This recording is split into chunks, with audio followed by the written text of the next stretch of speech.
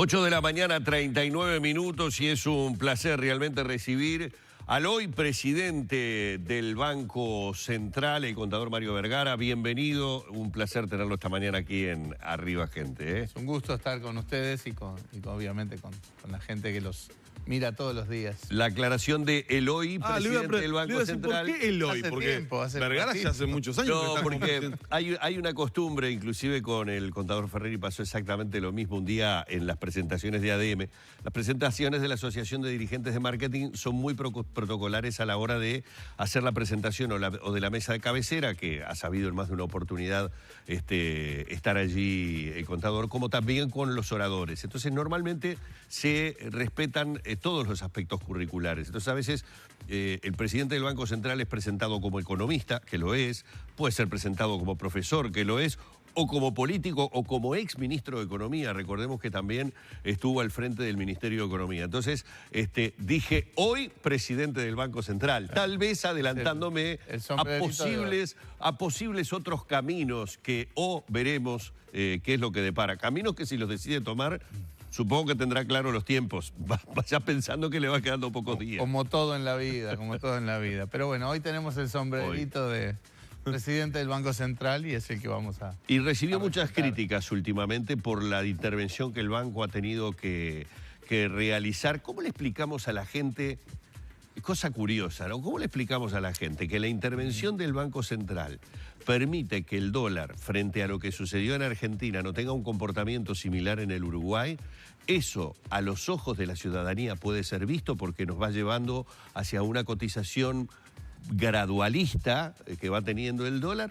Pero ¿cómo explicamos que haya gente que entienda que eso al país le hace mal? Bueno, no creo que nadie, incluso ayer con el ministro Astori estuvimos en la rural con la gente de la Asociación Rural, ¿verdad? Y que todos coincidíamos en que si Uruguay hubiera replicado el dólar en Uruguay, hubiera tenido el mismo comportamiento que en Argentina, nadie iba a interpretar eso como una cuestión positiva y nos iba a costar bastante más explicar que la situación de Uruguay no tiene nada que ver con la de Argentina. Entonces, creo que desde ese punto de vista no había un interés de parte de ningún sector de que, como pasó en Argentina, el dólar pasó de 30 a 40 pesos en 2 días, ¿no? Eso acá hubiera tenido ningún sentido. La sustancia, los fundamentos de la economía uruguaya no justificarían eso. Y reitero, replicar, ir en paralelo con esa situación de Argentina que implicaba lo que en la jerga le llamamos una corrida contra la moneda, una gran muestra de desconfianza que en Uruguay no existe. Por lo tanto, creemos que el accionar del Banco Central ha ayudado a dejar deslizar el dólar. Sí, por supuesto, no solo porque en la región ha estado aumentando, sino porque en el mundo ha estado fortaleciéndose, pero de manera gradual, tranquila, que es un poco la tónica que debe tener el mercado en Uruguay. Por supuesto que el tira y afloje sobre todo con estos sectores que tienen ingresos en dólares, que son los exportadores, siempre es, bueno, está bien, no me lo hagas a lo loco, como está bien que hayas intervenido para que no se hubiera dado esos cambios bruscos, pero soltalo más, digamos. Claro, sí. Tirame un pesito pero más. Pero que el gradualismo sea un poco más gradual. Claro. Lo que nosotros siempre planteamos es que no hay un dólar que le caiga al pelo a todo el mundo a la vez, porque ahí ya se mezcla con los intereses y la situación de cada uno. El que vende en dólares, el que exporta en dólares, prefiere un dólar más alto. El que debe en dólares, el que básicamente consume en el mercado doméstico y demás, no le conviene un dólar más alto. Entonces es siempre un balance en las cuestiones. Sobre todo la inflación no le conviene un dólar más alto. Además, claro, sí, o sea, un salto desmedido del dólar tendría impactos también en la inflación, que a su vez es como una espiral, ¿no? Porque si la inflación sube sorpresivamente, eso afecta a las expectativas de inflación, o sea, lo que la gente espera que vaya a pasar con la inflación, y eso condiciona también la formación de precios. O sea, si todos pensamos que la inflación va a ser mucho más alta, empezamos a fijar los precios más altos, y eso como una profecía autocumplida. Y además también es insoslayable que las expectativas de inflación son un factor que incide en el proceso de negociación de los consejos de salario. Ahora, más allá de que el central, las intervenciones que hace, las hace para mitigar saltos bruscos, ¿no? O sea, las hace puntualmente cuando observa cuál es el comportamiento del día en las cotizaciones y cómo está comportándose en la región. Y el mundo. Y el mundo, e interviene para evitar saltos bruscos, que es la explicación que han dado siempre ustedes. Más allá de eso... Hace 10 años. Sí, por eso digo.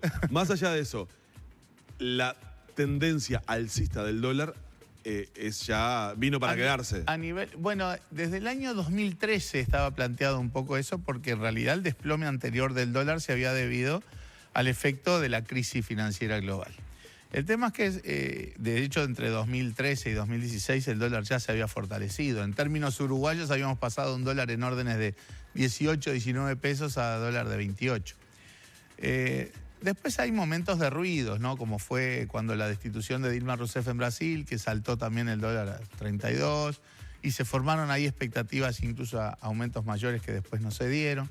Después, sobre todo, con el advenimiento de Trump al gobierno de los Estados Unidos, con todas las cuestiones vinculadas a la incertidumbre y la volatilidad que ya existían en los mercados internacionales y en el mundo desarrollado, pero que Trump los potencia con cada tuit, ¿no? Bueno, y también con algunos roces que hubo entre el gobierno de Trump y la Reserva Federal, o sea, el Banco Central de los Estados Unidos. Ahí hubo momentos de debilitamiento de vuelta del dólar y de expectativas de un dólar que no iba a ir fortaleciéndose. Pero la economía americana, que en última instancia estamos hablando de la moneda de los Estados Unidos, por lo tanto, ¿cuál es la salud de la economía de los Estados Unidos? Incide en qué es lo que uno espera que vaya a pasar con el dólar, vía aumentos de tasas de interés, vía fortalecimiento en el mercado laboral, o sea, la reducción del desempleo, etcétera. Hay una perspectiva de un dólar que se debería tender a fortalecer. El problema es que, como hemos visto, venimos no es mirando, una cosa lineal. Venimos mirando la Fed todo cada trimestre y no pasa nada con la Fed. Bueno, sí, o no venía pasando nada. La tasa, afortunadamente, la tasa que va subiendo lo hace de manera muy gradual. Y esa es algo que tiene que pasar, que va a pasar, porque la tasa de interés en Estados Unidos no iba a ser cero toda la vida. Sí. Sigue estando a niveles bajísimos, ¿verdad? Y la expectativa de acá un año, año y medio sigue siendo de una tasa que con suerte va a andar en el 3%, o sea, estamos hablando de tasas bajas. Afortunadamente se hace de manera gradual, lo cual le permite a todo el mundo ir acomodando el cuerpo a esa situación. El dólar a la larga tiene que fortalecerse un poco. El tema es que no se hace, eso no es lineal, no se hace como una línea recta, sino que se hace en el marco de estas volatilidades y turbulencias que decíamos. Eso a nivel global. Y la región, lejos de ser un factor amortiguador, un colchón del asunto, es más bien un potenciador de los problemas, porque tanto Argentina como Brasil son fuente de mayor inestabilidad, de mayor volatilidad, de mayor incertidumbre por razones macroeconómicas y por razones políticas. Por lo tanto, uno debería pensar que el dólar se va a ir fortaleciendo. De hecho, en poco tiempo hemos pasado, en términos uruguayos, de 28 pesos a 33. Es un aumento bastante sensible. En lo que va del año, la depreciación del dólar en Uruguay es del 14%, o sea, es bastante importante. ¿Qué recaudos debería tomar la población en general, el ciudadano, ahora en el marco de las negociaciones del Consejo de Salario? Y eso es un poco lo que decimos, ¿no? Depende del lugar en donde cada uno esté en cuanto a su interés, ¿no? Nosotros siempre hemos planteado que cuando nos preguntan en qué conviene endeudarnos, ¿no? Hay cosas que capaz que acá también alguna vez lo hemos hablado, y es, uno se tiene que endeudar en la moneda en la que recibe sus ingresos, ¿verdad? Por lo tanto, y eso ha sucedido bastante así, hemos aprendido bastante los uruguayos en ese sentido. La abrumadora mayoría, por ejemplo, del crédito al consumo está en moneda nacional. Y los sectores no exportadores, por decirlo de alguna manera, tienen una proporción menor de su endeudamiento en dólares. Eso ha sido una conducta, o sea, en el qué deberíamos hacer. Por suerte, las cosas, uno no se tiene que preguntar qué deberíamos hacer cuando vienen las turbulencias, sino más bien tuvimos que prepararnos para esto. Lo mismo a nivel del Estado y del Banco Central. ¿Por qué podemos intervenir? ¿Por qué podemos tener alguna incidencia en ordenar la cancha, dar estabilidad, tranquilidad al proceso del dólar? Porque en su momento generamos las reservas suficientes, la fortaleza financiera, una plataforma de estabilidad. Argentina hubiera seguramente querido poder manejar la situación en esos términos, pero no lo pudo hacer justamente porque no tenía reservas, y eso es lo que lo lleva a pedirle la espalda financiera al Fondo Monetario. O sea, en el quehacer siempre la lógica es de prevención, hay que prepararse para estas situaciones. La economía uruguaya no debería presentar cambios bruscos, y es lo que estamos tratando de transmitir sistemáticamente. Hay turbulencia en el mundo, incertidumbre en el mundo, se habla de guerras comerciales, de guerras de monedas, de relaciones muy complicadas, porque además Trump opina de lo que pasa en Sudáfrica, de lo que pasa en Turquía, y cada cosa de esas mueve los mercados financieros. Esas turbulencias ya son de todos los días, y lo de la región también es muy... no solamente ya es bastante turbulento, sino que todavía nos cuesta verle la puerta de salida al asunto, ¿no? En el caso de Argentina, obviamente el acuerdo con el fondo era fundamental para tener la espalda financiera, pero no alcanza. Y de hecho, la falta de estrategia, por lo menos como para la adecuación en el terreno económico y social, porque el punto de partida en Argentina es muy malo también en el terreno social, tiene niveles de pobreza de órdenes del 30%, y hasta el propio presidente Macri ha dicho seguramente esto va a empeorar. Falta un poco ver con más claridad eso, y eso genera desconfianza. Esa turbulencia en la región, es imposible que uno diga el Uruguay no lo toca, porque vivimos en esta región, lo que pasa en Argentina y Brasil siempre incide, pero está claro que nosotros tenemos los márgenes como para navegar con bastante razonabilidad a pesar de la turbulencia regional. Usted decía recién, siempre conviene endeudarse en la moneda de su país, en la moneda que uno maneja, que recibe. La que uno tiene como ingreso. Como ingreso. Y a propósito de eso, ¿cuál es el nivel de endeudamiento que tenemos los uruguayos? ¿A qué me refiero? Sí. Uno ve una avalancha publicitaria muy importante de diferentes empresas que ofrecen en manera permanente dinero en efectivo y van aumentando sus ofertas, y uno incluso ve que aumentan esos montos. A veces el ver eso también significa el reflejo de cuáles son las necesidades del mercado, y uno imagina que promedialmente hoy la gente está necesitando arriba de 50, de 60, de 100.000 pesos como para liquidar un endeudamiento que teóricamente tienen. ¿El Banco Central maneja cifras de ese endeudamiento? Sí, por pegado a eso, al endeudamiento que te pregunta Humberto, ¿cómo ha evolucionado el consumo de las familias? Bien. El nivel de crédito en Uruguay no es alto. O sea, tanto en la comparación histórica como en la comparación internacional, uno mide todo el crédito de la economía. Acá hablamos del crédito de los bancos, de las empresas financieras, las administradoras de crédito, las tarjetas de crédito, en relación al producto, ¿no? Uno tiene que ver cuánto debe en función de lo que gana, ¿no? Bueno, en la familia pasa eso, a nivel macroeconómico también. Uno mide la relación entre el crédito total de la economía y el nivel de producción de un año. Ahora, ese nivel en Uruguay no es alto, está en órdenes incluso por debajo del 30% del producto, que, reitero, en un comparativo histórico es bajo. Eso estaba en órdenes de 45-50% hace 20 años. Y también es bajo, y quizás bastante bajo, en un comparativo internacional. En los países desarrollados esos guarismos suelen estar arriba del 100%. China, que es un foco de preocupación de la economía china, el tema financiero, es el 250%. Pero entonces, en general, el nivel global de crédito en la economía uruguaya no es alto, no es preocupante desde el punto de vista macroeconómico. En el promedio se ahogan los petizos, ¿no? O sea, esto no quiere decir que no haya familias o empresas que tengan circunstancias mucho más comprometidas que eso, pero es una cuestión entonces o empresarial o familiar. Pero a nivel global, las circunstancias es de que el endeudamiento no es un factor de alta preocupación como fue en otras épocas. Y tampoco lo es por lo que hablábamos recién, la composición por moneda. Por ejemplo, el 97-98% del crédito al consumo, que es el crédito a las familias, no está en dólares. En el pasado un problema era con el salto de los saltos en el tipo de cambio. Había mucho endeudamiento en dólares. Que la gente se endeudaba en dólares porque en el momento que sacaba el crédito le convenía, pero después el dólar pegaba un salto y quedaba sobreendeudado. Claro.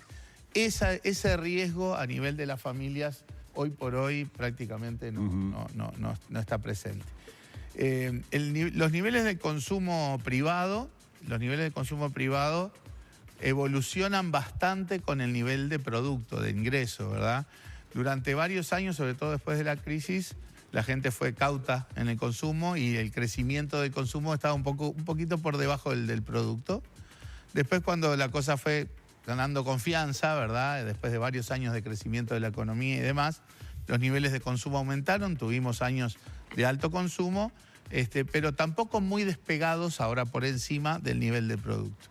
Y hoy andamos rondando un poquitito por encima del nivel del aumento del producto. O sea, la evolución del consumo privado en Uruguay acompaña bastante bien el consumo, a veces un poco por debajo, a veces un poco por arriba, pero no hay ningún boom, sobre todo un boom financiado con crédito. Esa situación no se da. ¿Por qué si está todo tan controlado como usted dice y como también insiste el ministro de Economía? Por otra parte, vemos desde la oposición actores que ya ponen la mira en la campaña. Hay acusaciones fuertes de irresponsabilidad, de que Uruguay podría perder el grado inversor y también declaraciones... irresponsabilidades por nosotros, no la oposición. Bueno, pero que podría perder el grado inversor y ustedes dijeron que era irresponsable y la asesora de la calle Pou dijo que irresponsable, lo tengo por acá, era no haber puesto más impuestos cuando se había prometido que no. Eso fue lo que dijo ella. Si está todo ¿por qué hay visiones tan dispares si está todo controlado como...? Bueno, en primer lugar, nosotros no transmitimos la sensación de está todo bien, está todo controlado, duerman destapados. No es esa la idea. Nuestra idea es, estamos rodeados de un mundo muy complicado, de una región aún más complicada, pero hemos construido una plataforma para poder navegar razonablemente. Eso no quiere decir que no haya dificultades, que no, como decíamos recién, uno no está totalmente vacunado, uno no está totalmente desacoplado, como se dice ahora, de lo que pasa en la región. Hay efectos de lo que está pasando, pero desde la serenidad, desde la responsabilidad, no desde el dramatismo. Nosotros tenemos desafíos en el terreno fiscal, o sea, hay que corregir un poco las cuentas públicas para que el déficit sea menor. ¿Parados desde el dramatismo de que pasado mañana vamos a perder el grado inversor? No, eso no tiene sentido, no es la situación, ni es el tono con el que dialogamos con las propias calificadoras de riesgo. Lo hacemos desde la visión, sí, más estructural de que hay que corregir un poco las cuentas públicas para evitar problemas en el futuro. Tenemos un desafío en el terreno del proceso inversor, por ejemplo, que las inversiones han bajado en estos últimos años después de haber llegado a un pico que históricamente prácticamente no se había visto antes. También se han tomado medidas para ver si podemos reactivar aún más el tema inversor, pero tampoco parados desde el dramatismo, porque seguimos estando por encima de lo que Uruguay tuvo por medio siglo de niveles de inversión muy bajos. Tenemos un problema en el terreno del empleo, ¿sí? Porque la economía está creciendo, pero el empleo, se han perdido puestos de trabajo. Es cierto, después de haber generado 300.000 puestos de trabajo, ahora han caído 30 o 40.000 puestos. Es de alta preocupación, es un factor sin duda muy sensible, pero tampoco lo hacemos del dramatismo, sino de entender la situación. En el tema del empleo incide bastante un proceso que es bastante inexorable, que es la dinámica tecnológica, ¿no? O sea, ya tenemos sobre nuestras mesas en el país los temas de la automatización, de la robótica, que en el corto plazo están generando a veces situaciones de desplazamiento de empleo, así como, bueno, el proceso en la construcción. O sea, a lo que voy es, acá nadie dice que esto es un mundo de rosas, hay desafíos, Uruguay es un país pequeño en un mundo complicado, por lo tanto, necesariamente hay que estar resolviendo problemáticas en el terreno macroeconómico, en el terreno microeconómico, en el terreno social. Lo que sí decimos es que a pesar de las turbulencias del mundo, el Uruguay ha logrado una plataforma que nos permite navegar con bastante tranquilidad. En otras épocas, lo que está pasando hoy en Argentina y en Brasil nos hubiera barrido de otra manera, no hubiéramos tenido la capacidad de estabilizar un poco el tema financiero, el sistema bancario, el tipo de cambio, ¿verdad? Es la historia de las crisis en Uruguay, siempre asociadas también a lo que pasaba en Argentina y Brasil. Y en este caso, en esta oportunidad, tenemos situación muy crítica en Argentina, muy compleja en Brasil, Y en Uruguay nos afectan las cosas, nos van a tener impactos, ¿verdad? Quizás en el turismo tenga algún impacto. También un turismo que pasó de 2 millones de turistas hace 10, 12 años a 4 millones. Por lo tanto, tampoco lo hacemos desde el dramatismo. Y bueno, yo creo que esa es la tónica. Estamos rodeados, como decíamos recién.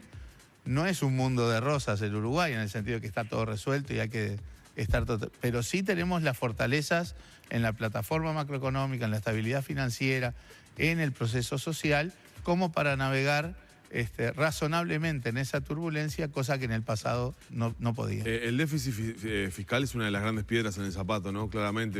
Y es una de las prioridades que el propio gobierno ha planteado. Astori es uno de los desvelos del ministro de Economía. Probablemente. Está en un nivel cercano al 4, se aspira a un déficit del 2,5, ¿no? ¿Se puede bajar el déficit fiscal con un gasto tan rígido como tenemos? Bueno, a la larga va a haber que hacerlo, en el sentido de... Eso se hace por 2 vías. Bajar algunos aspectos de gasto y que la economía siga creciendo, ¿verdad? Ambos son las fuentes para mejorar el resultado fiscal. La rendición de cuentas que está ahora en el Parlamento es extremadamente austera, ¿verdad? Extremadamente prudente, y esas son buenas señales. Si la economía creciera un poco más rápido, esto también ayudaría. Y después va a haber que ver más bien los factores más estructurales que mueven la aguja en lo fiscal. Porque le pregunto, a veces se dice como elemento simbólico, ay, bueno, no sé, los celulares, los autos. Uno puede recortar al 100% todo eso y la aguja fiscal no se mueve. Hay factores que son la pregunta es, ¿el próximo gobierno tendrá que hacer un ajuste fiscal? ¿Que es algo de lo que hoy se está hablando? No, a ver. Primero, cuando hablamos de ajuste fiscal y vamos al pasado en el Uruguay, estábamos hablando de ajustes... Porque ajuste fiscal es mala palabra. Es mala palabra, es horrible la situación de tener que llegar a un ajuste fiscal. Y es horrible el impacto de un ajuste fiscal, pero un ajuste fiscal cuando lo concebimos como los que se hizo en el pasado, en el 90, en el 82, en el 2002, que eran recortes de 4, 5 y 6 puntos del producto. A ver si vemos la magnitud del asunto. Acá estamos diciendo que tenemos que corregir las cuentas fiscales en un punto y algo. Es una adecuación. La palabra ajuste nosotros la reservamos a esa situación de 4 o 5 veces más grande de lo que tenemos planteado hoy. Pero sin duda hay que hacer correcciones que afecten lo fiscal, ¿verdad? Y hay que ir a las cuestiones gruesas que son las que mueven efectivamente la aguja, que mueven el número fiscal. Por ejemplo, ahora se está discutiendo el tema de la caja militar, ¿verdad? Tenemos un déficit en la caja militar de casi 600 millones de dólares creciendo. Es imprescindible la reforma en la caja militar, aunque el impacto financiero vaya a venir después en cuentagota. No es inmediato. No es inmediato, pero hay que hacerlo. Es parte de una resolución estructural también del tema fiscal, además de temas de justicia con todo el resto de la sociedad, ¿verdad? Ese es un ejemplo, ¿verdad? Los temas de la seguridad social, incluido el de la caja militar, es algo que seguramente a nivel de todos los partidos políticos vamos a tener que sentarnos alrededor de una mesa, ver cómo la vida está cambiando, la gente está viviendo más. En todas partes del mundo ya ha habido adecuaciones de parámetros de la seguridad social en la inmensa mayoría de los países del mundo. Por lo tanto, bueno, ese es un factor también que seguramente va a tener que conversarse en el próximo gobierno. Lo ha dicho el ministro Astori, lo han dicho otros colegas del gobierno y también lo han dicho algunos representantes de la oposición. Contador, estamos aguardando que en cualquier momento el móvil tiene la presencia del presidente de la República en la Expo Prado. Estamos para despedirlo, pero antes quisiera una reflexión sobre lo que ha sido... No lo voy a meter en el... Hoy todavía, presidente... Terreno político.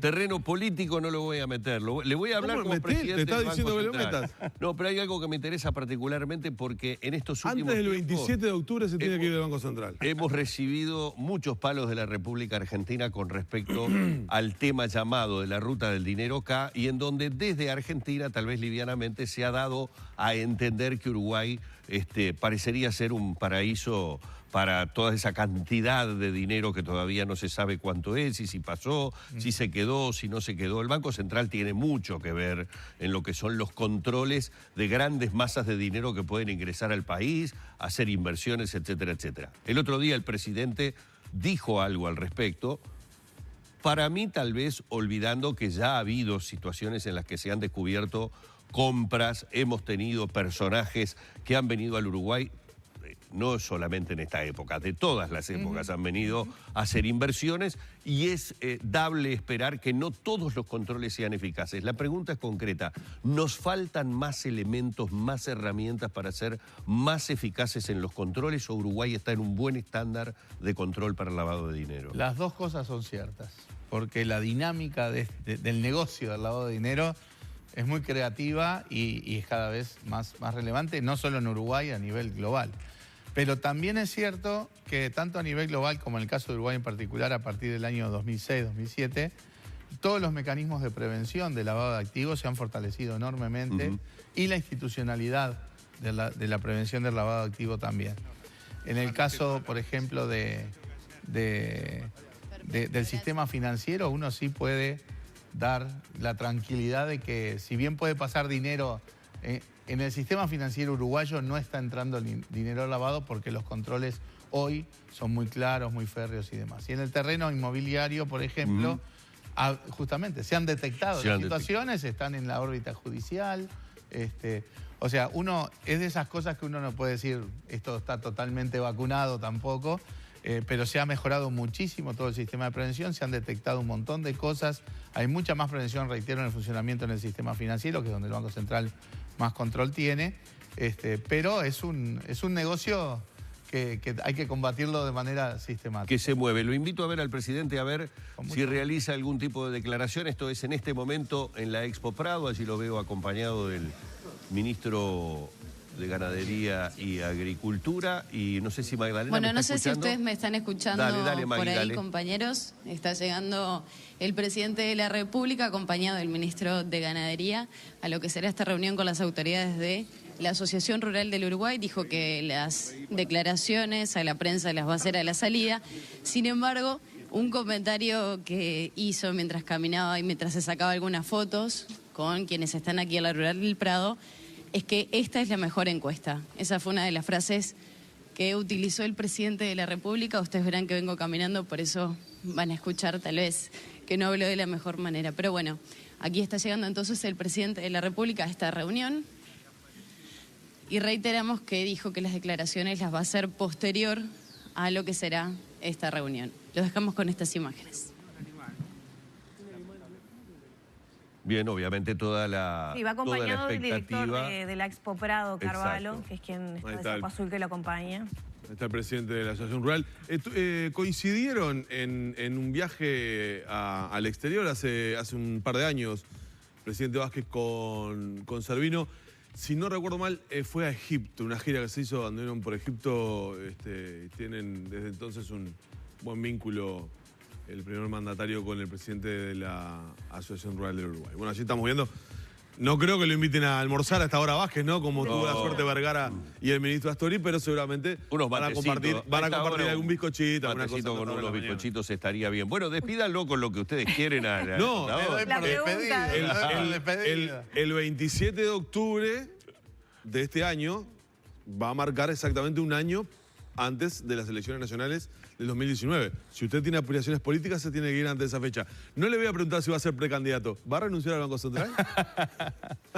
Sí, efectivamente, cualquier director de ente autónomo que aspire a ser candidato a cualquier cargo electivo tiene que renunciar un año antes. Falta poco de acá el 27 de octubre, así que ¿para qué adelantarnos? O sea, el proceso político sigue discurriendo, ¿verdad? Y en función de cómo siga el proceso en las próximas semanas, vamos a tomar ¿Su decisión decisiones. sigue dependiendo de lo que haga o no haga Astori? Una parte de la decisión, sí. Una parte. Bien, ¿lo ha ¿La consultado otra? con la almohada? La otra no. ¿Lo ha consultado con la almohada? ¿Sí? Y sí, siempre. Eso Hay, lo que, hacemos hay que todos. traer a la almohada, no hay que traerlo. Gracias, contador. Es un placer. Ha sido un gusto. El presidente del Banco Central con nosotros en la mañana de Arriba Gente.